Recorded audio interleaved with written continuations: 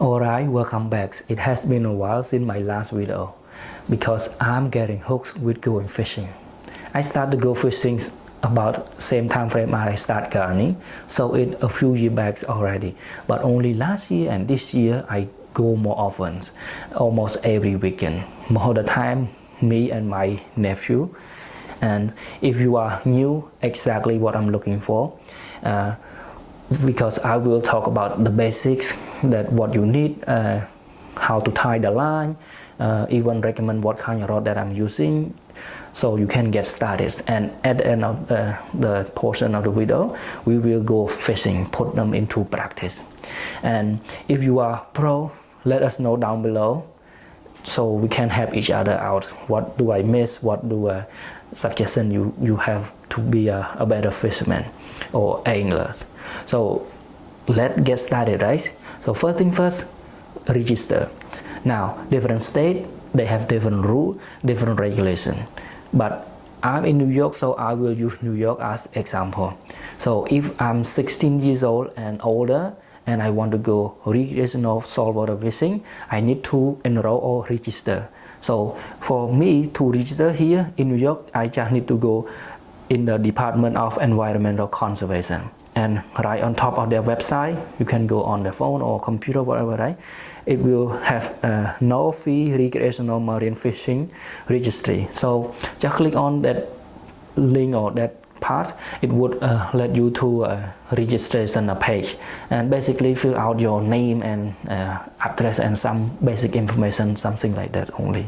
At the same website, right, they have a salt fishing limit. So this is pretty much the regulation, what kind of fish they allow you to keep, when in the open season, and how many of them that you allow to keep legally. So let's just go through a few of them, right? So here, striped bass, probably one of the most popular, if not the most popular game fish or sport fish here in the Northeast. So for me in New York, right, striped bass Hudson River is like brackish or freshwater. The slot size is 23 to 38 inches. So if it's too small, smaller than 23 inches, don't keep. If it's larger than 28 inches, no keep either. Only between 23 to 28. How many can we keep? Only once. And when it's the open season, it's from April 1st to November 30. Now same thing striped bass, but for marine water, saltwater fish, right? If you go like Crabtree or Jones Beach or Long Island Sound, right? The slot size is slightly larger because it's saltwater. It's usually have a larger fish. It's 28 to 31 inches. So again, smaller than 28, let them go. Larger than 31, also let them go. Same amount, one fish, but the season a bit later, like April 15 all the way to December 15. So start 2 weeks late after, also finish 2 weeks after. Moving on to another one, right? Scope or porgy. So here it kind of a little bit different, because for porgies, if you are shore-based angler, like you fish from a pier, from a walk through a bridge, or from the surf, or something like not on boats, basically, right? So that's you can keep is 9.5 inches. But if you are vessel based, like you go on a boat, right, party boat, charter boat, something like that, it bump up to 11 inches. It's a pretty good size for porgy, 11 inches. And the limit is you can keep up to 30. So this is a good amount. And the season is from May 1st to December 31st. Now do another one before we move on to the next step. Summer flounder, or we like to call them fluke up here. It's gonna be 19 inches from May 4 to August 1st.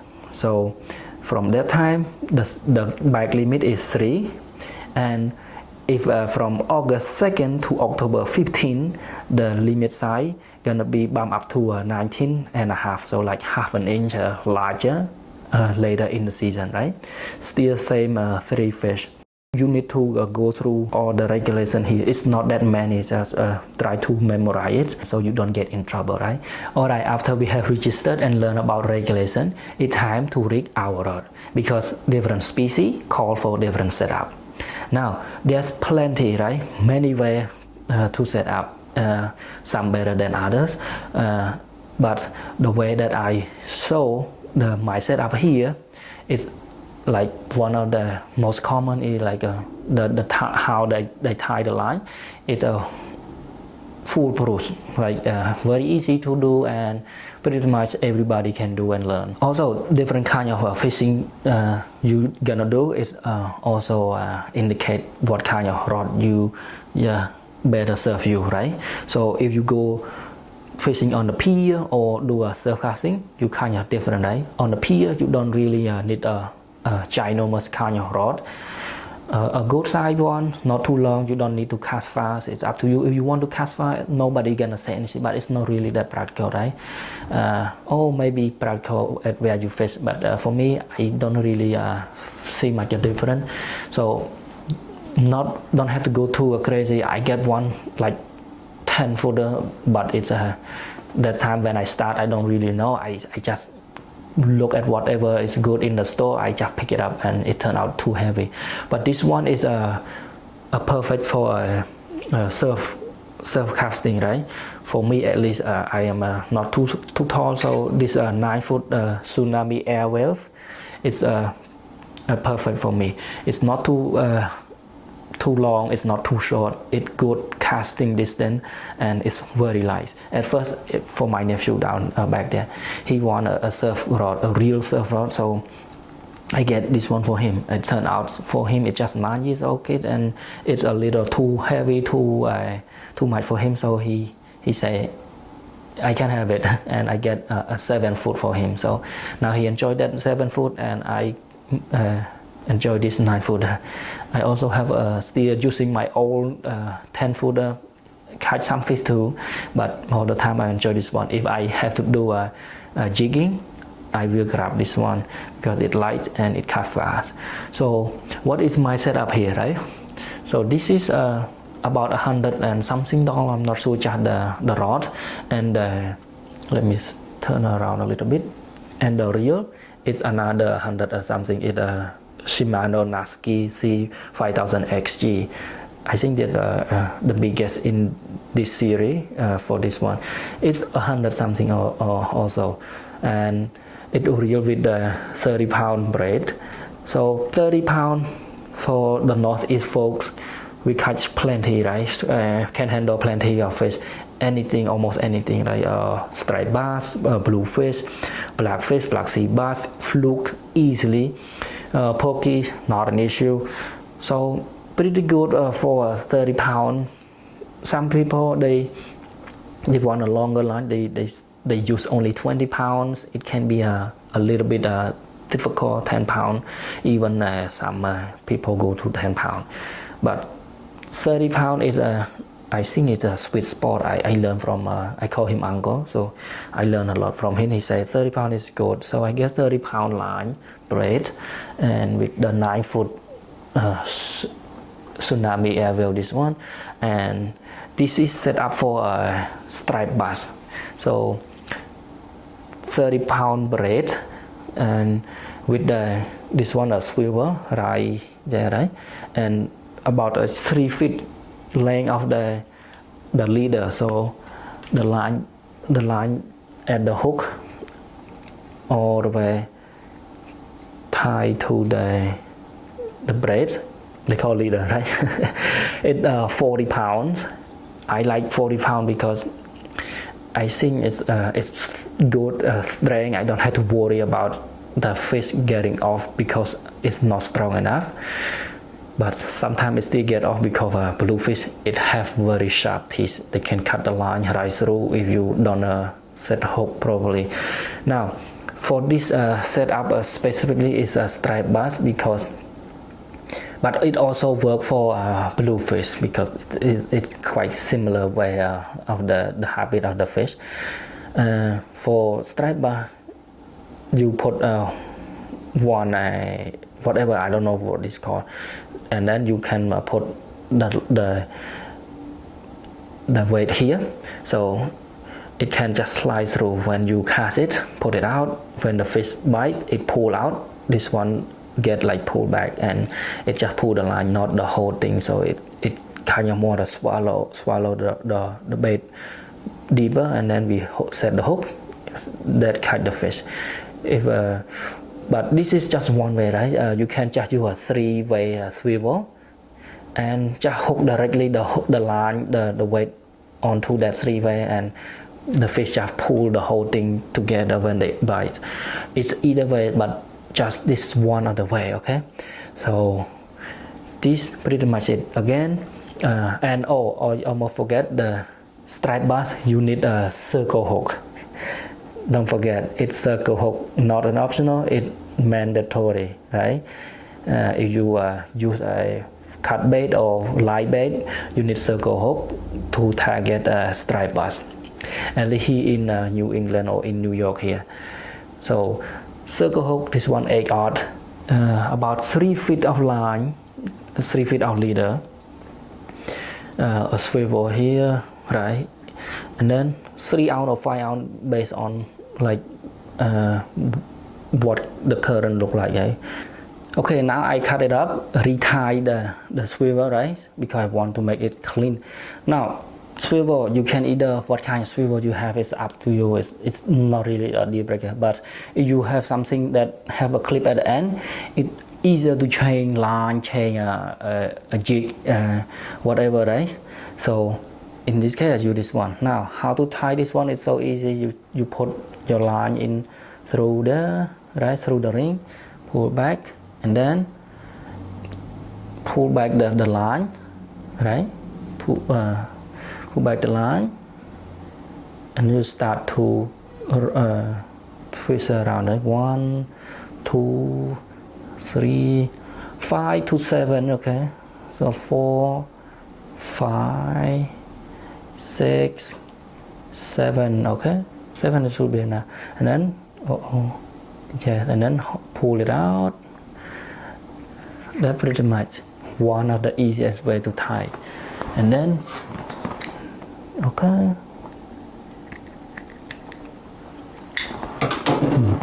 Now, okay, so now that pretty much one of the way to tie, right? That how to tie one way. You need to learn how to tie only two. That pretty much it. Okay, so this one, and then I can just if I want to jig, I just use the clipper, put onto. That's it. That pretty much a new setup now. So this you just keep jigging. You need to do a little more research about how to jig. I am not really good at jigging either, so I'm not gonna tell anything about you. But this SP Minnow, my nephew, he caught a few bluefish on this one. He gets smoked with this one. He have a lot of fun with it. I just bought it, but it have a lot of bite mark on there, so it approved to show you that they caught fish. Okay, and now if you say, after a few casts, not really exciting about fishing with this lure, right? You can just unclip it. No, you can use something like this. They call bucktail, right? It's like fluffy back and a giant hook in the back, and the head is pretty much the weight. And this one you tie to a leader, right? So to tie this one, same way, just the way that I tie the swivel on the line, right? And then, so about 2.5 or 3 feet, 2.5 is or 2 to 3 feet, right? The leader here, it should be good, right? It's good enough. So this one, some people they just plain like this, and some people they put some like skin or something, or some soft plastic. Let me get you a soft plastic. This might go to soft plastic for fluke. If I targeting fluke, I will use this one. So line it up to see how far it go. Okay, push it all the way, and then I think this one. Okay, a little bit crooked, probably can be let's just fix it right now, right? Okay, but first when you measure it, make sure, right? Okay, now the body is straight and the tail dangling this. Okay, put back the skirt, the back tail, and then that pretty much another way to rig, right? So the tail, when you reel them in, when you jig, it would flapping around, and flounder, striped bass, bluefish, any predator fish like that, they would see it like wow, it's a yummy food, let's go. What they know is a big hook on here. Okay, so this is one of the way, right? So that if you just want to fish, this is one of the setup. But some people they put it a step further. They use like they call teaser, right? Like a foot or a foot and a half or something like that. They tie a dropper loop, right? I will show you how to tie it very soon after this one, but for now just bear with me. So they tie a dropper loop here and put something like this. Okay, now I put this one away for now. So this is another one, right? So this another type of bucktail at the end of the line, and about a feet, right? About a feet or foot and a half. They have some kind of another hook, a teaser or something like that. This is John Skinner way. He used like this minnow thing, whatever, and then put so on this hook a bucktail or a soft plastic or a gulp. On this one also like another gulp, so it have two, right? And they was like chasing each other, and then the fish come yum. Before they know, they get hooked. So this is the fancy way. Okay, so that setup pretty much for bluefish, striped bass, and even a flounder. Some they even use for black sea bass.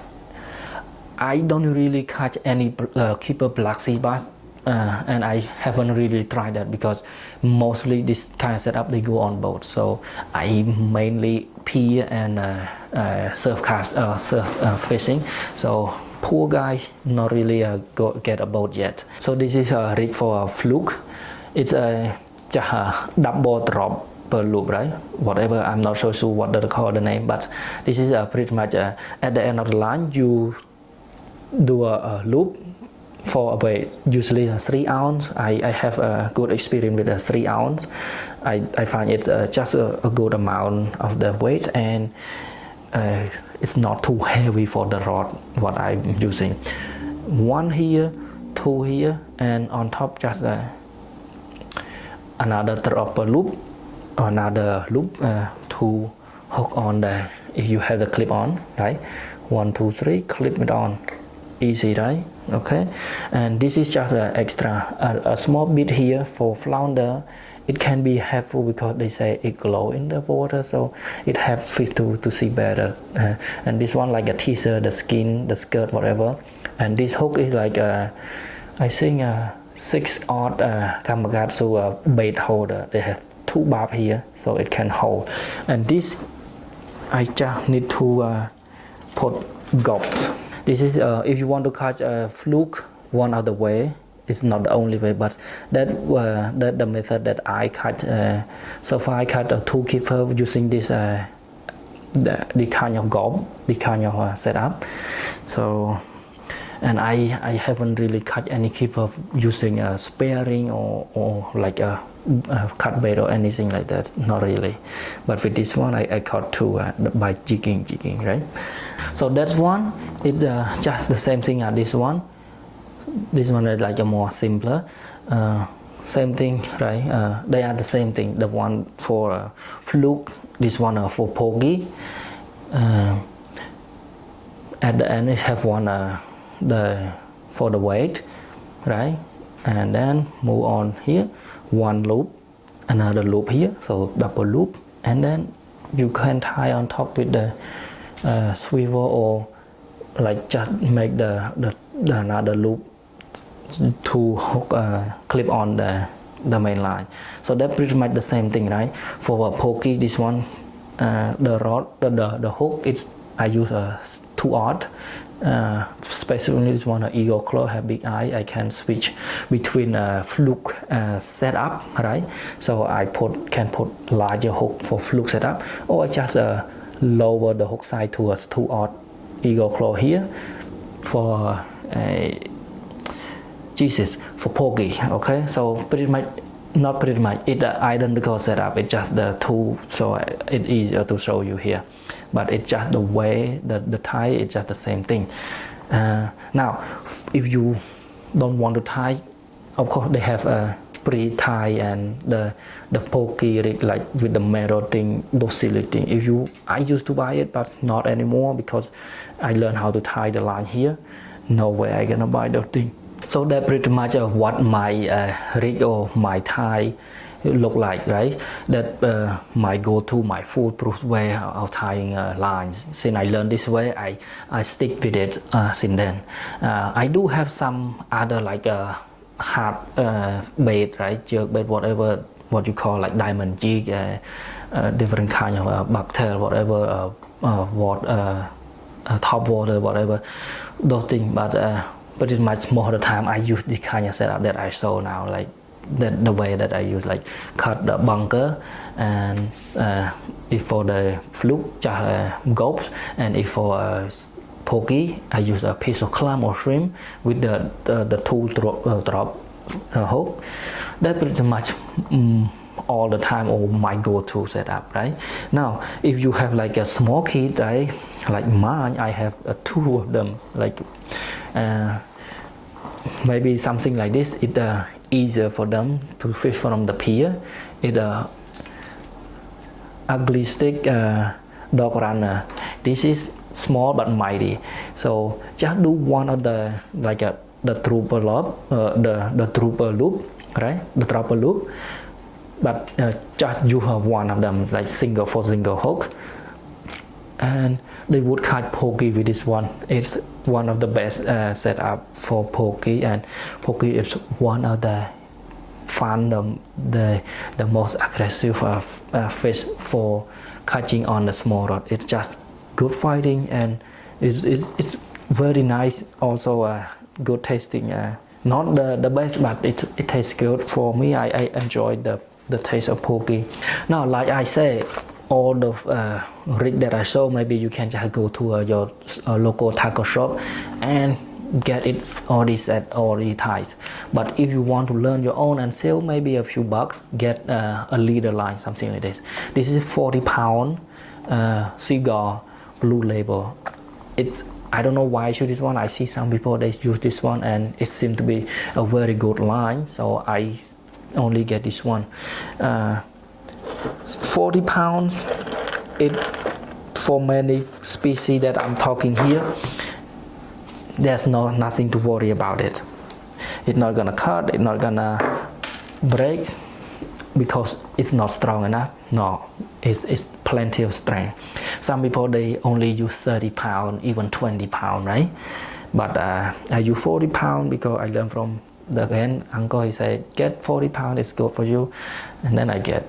Okay, now how to tie the rig, the line, right? This is the leader, the length of my fully stretched arm, about like 3 feet or 3.5, right? That's good enough. At the end of the line, make a loop, right? And to tie it's so easy. You make a loop again with those two lines, and you put the loop in it, right? One and another one, the same thing. So two. You put one, you put twice. And now it's the time for your mom say it's okay to play with your saliva.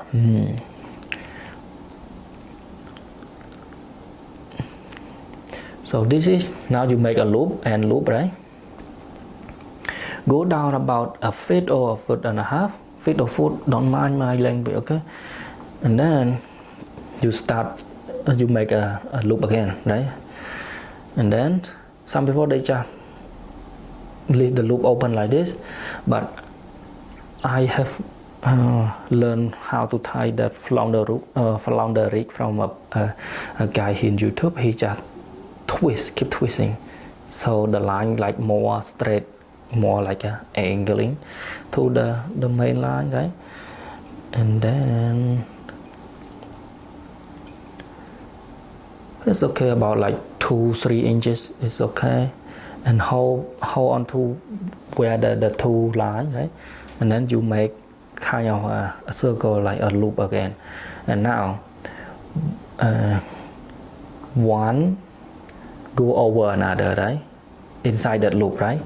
And then keep turning like 4 to 6 times. It should be good. And then you put your twisting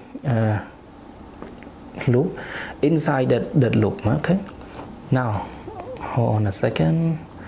Again, the time the mom say it's okay to play with the saliva.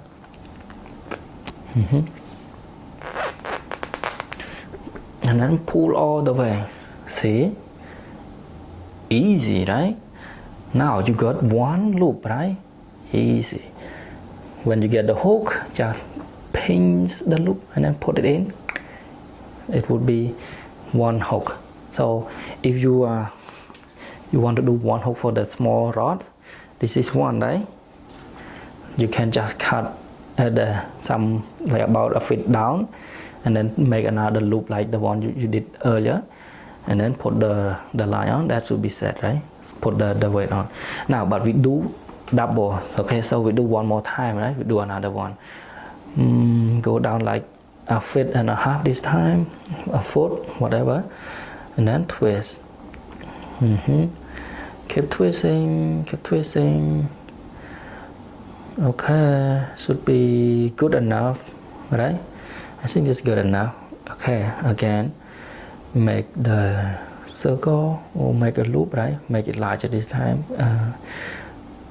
so you can see it better. And now go in, right? 1, 2, 3.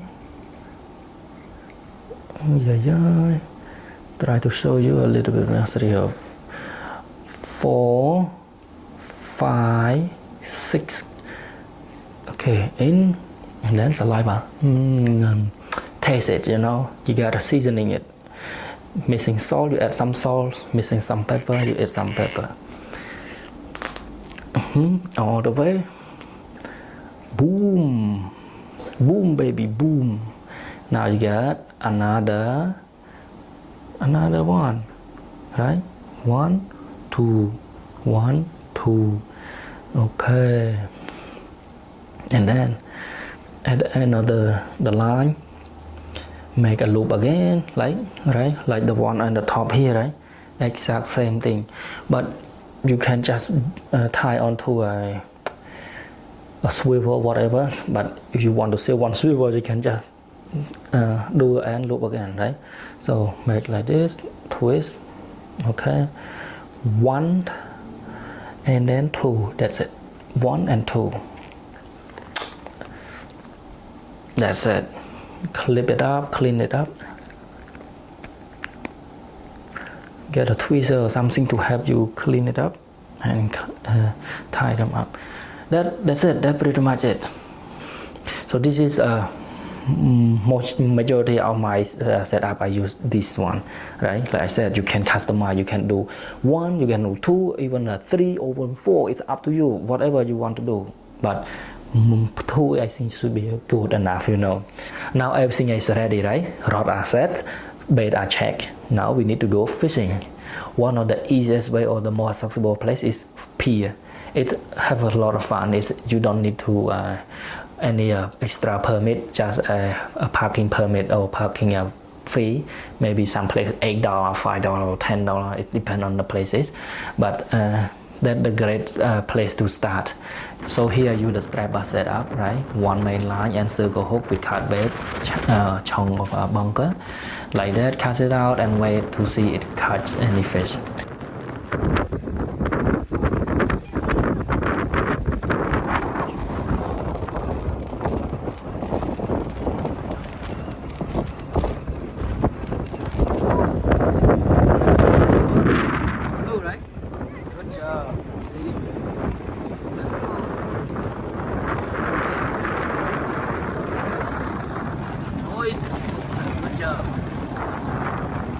Good job.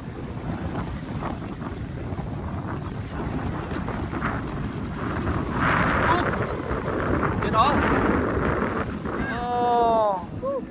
And this clip is from last season when he caught a pokey using that small rod, right, with single hook. It was a lot of fun. I'm still more excited than him. Is it? I don't know what it is. Careful! Oh, look like the big. Ah! Pokey! A porgy? And he is my niece. He caught pokey on that small rod again. They have a lot of fun using this Oh, yeah, rod. It's porgy, light porgy. and easy. I'm gonna flip him. I'm gonna flip him. Oh yeah, keeper. See, I told you you'd get a keeper. It still might be short. Good job. It still might be short. Might be, yeah. Oh, it's so big.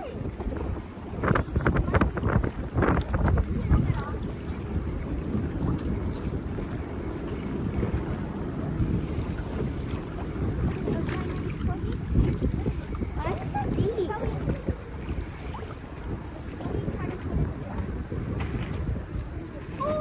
Oh my god!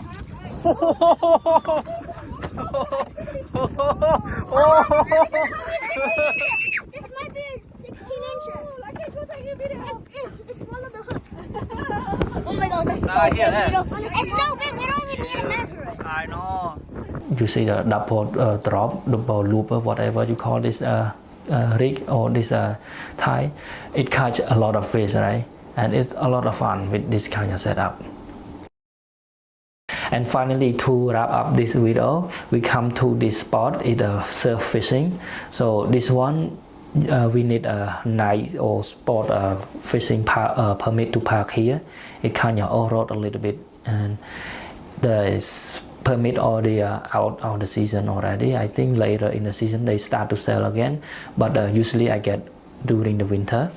And we have a lot of fun here. We catch some dogfish and most of the time also bluefish, especially my nephew. He smoke on Espino, right? It become his favorite rod and rig combo since he got that 7 foot and that Espino. He catch a bluefish. And so, like you can see, like 2-3 people here, they stop to look at him now.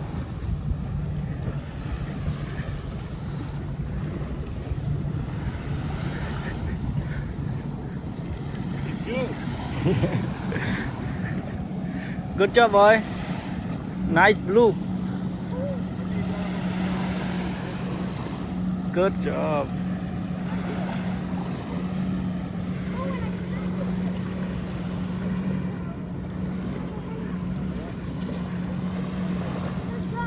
Good job. I just felt the bite. This is bigger than the first one. Yeah. It's almost a big. Good job here. Let's go. Alright, so that's all we got for today, and thank you for watching. I will talk to you soon, hopefully. Bye bye for now.